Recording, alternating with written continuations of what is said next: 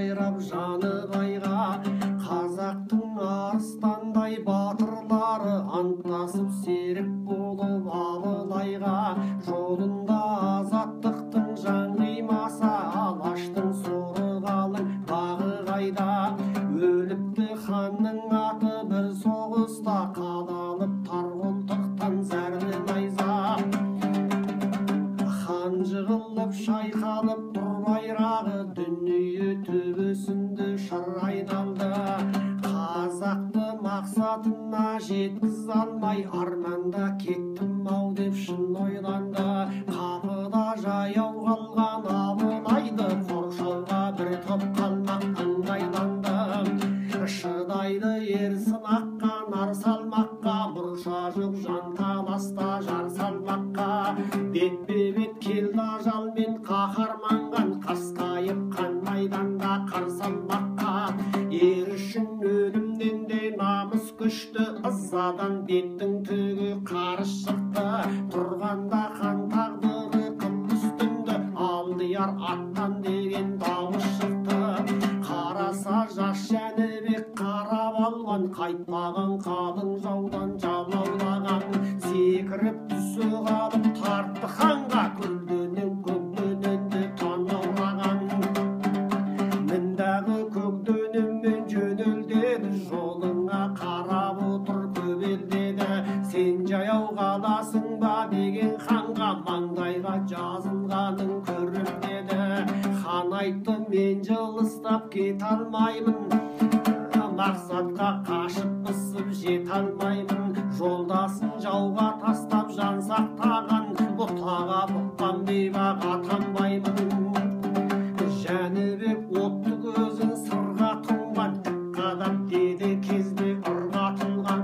Хан керек халқымызға қазір сіздей, мен өлсем бір ұл туады бір қатыннан. Қазаққа жан жағынан қауіп төнді, алып шық тар кезеңнен халық денді. Кетпеймін деді Абылай, соғысамын өзіңмен қатар тұра қалып тегі. Жәнібек қонтайшыға қор қылғанша, тастаймын өзім сені шауып деді.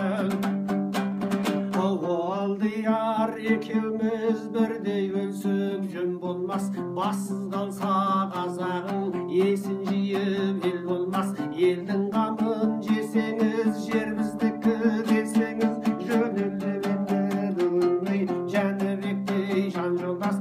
Қолтықтан қанды көтеріп көкдөненге мінгізді, жаутаңдаған дөненді тобылғы сапты қамшымен сауырынан бір тартып елге қарай жүргізді. Егесін жерге қаратпай, керіле тартқан садақтай, көсілте сілтеп тұяғын, көденің түбін тепкізбей, көлбей ұшты көкдөнен, жебеге жауған жеткізбей, көбесін ердің сөккізбей, өрлей ұшты көкдөнен. Аманатын алаштың, қағанатын қазақтың, анталаған дұшпанға бермей ұшты көкдөнен. Елдігімен қазақтың, хандығының тағдырын қыл мойнымен көтеріп, өрлей ұшты көкдөнен. Қос өкпесі қысылып, қостанауы делдиіп, шырындай жаны шырқырап, жанып шықты көкдөнен. Қара бұлтты құрсаған, жарып шықты көкдөнен. Қара таудай арулады, қара жердей салмады, Абылайдай қаныңды бір ажалдан аман сау алып шықты көкдөнен.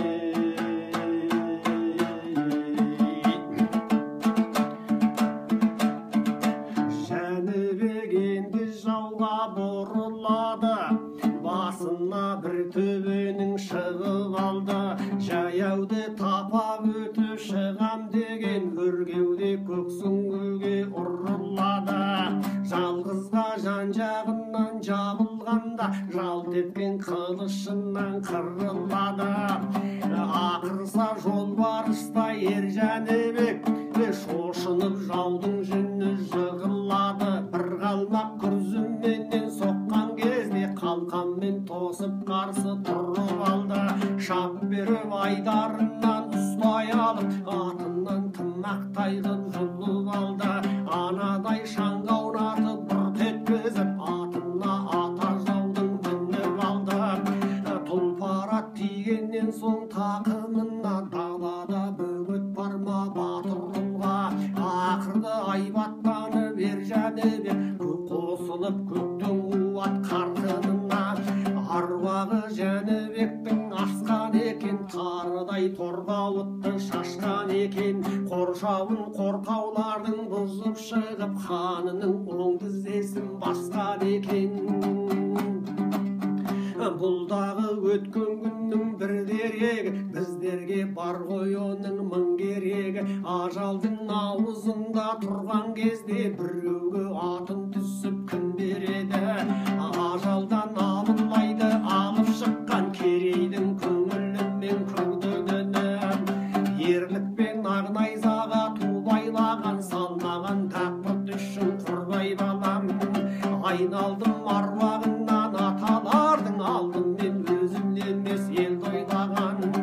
жарықтық атам жәнібек қай жарықтық атам жәнібек халық үшін қан кешіп хан үшін жанын қиятын жәнібекте ер қайда ер қадірін білетін абылайдай хан қайда жарықтық атам жәнібек арғы бет пен бергі бет арасын ашып жол қылған өтімді болам жетің деп шетімде болам елдің деп бетімде болам жаудың деп жайлаймын еркін жан жағын атамыз алтай таудың деп 12 абақ керейді қақы өрісін ажайып қондырған өркендетіп ел қылған азаттықтың ұранын ерліктің өшпес жыранын ұрпағына